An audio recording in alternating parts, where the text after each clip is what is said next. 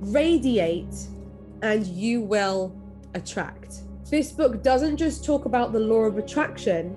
This book always says the law of radiation and attraction.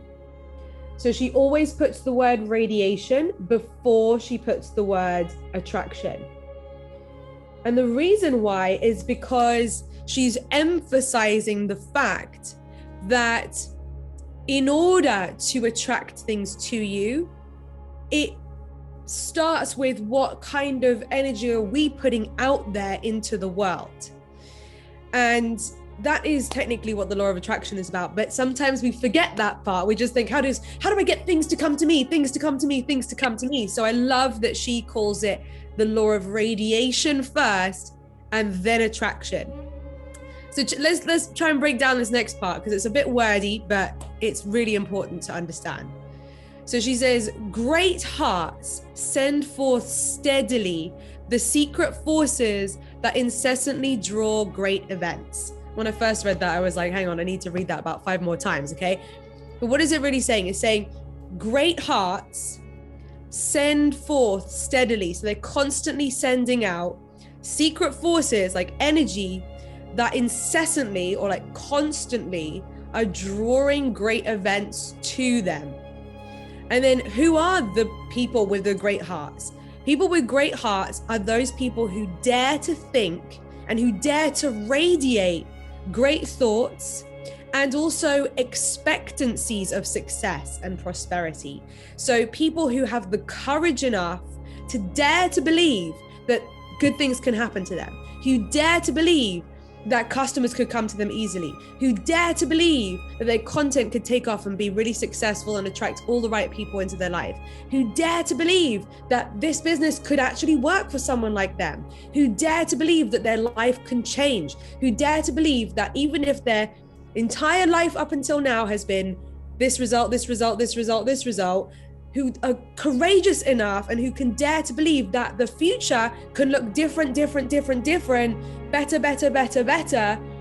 You know, there's not many people have the courage enough to dare to believe that, and who also have the courage to expect great things to happen. Often we're hardwired to expect or to prepare for the worst case scenario, to not get our hopes up too high just in case it doesn't work. It's that fear of failure that kicks in. But the ironic thing is that the more we expect the failure, the more we fulfill our own prediction, right? We prove ourselves right either way. So it says here, if you can dare to think and dare to radiate great thoughts and assumptions of success and prosperity instead of failure, trouble, and limitation, you're up there in the small percentage of the most successful people.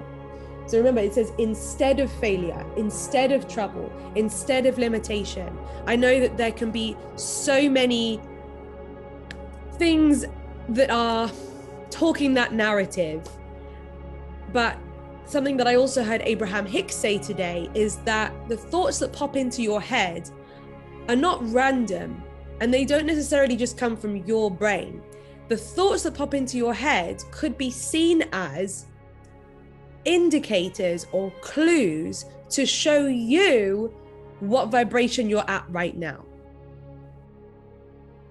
Okay, so when a thought pops into your head and it's filled with doubt or fear or worrying about things not working out, you can allow it to actually be, it's like a sign. It's showing you that's where I'm focused at the moment. That's where my vibration is at the moment. That's where my energy is at the moment.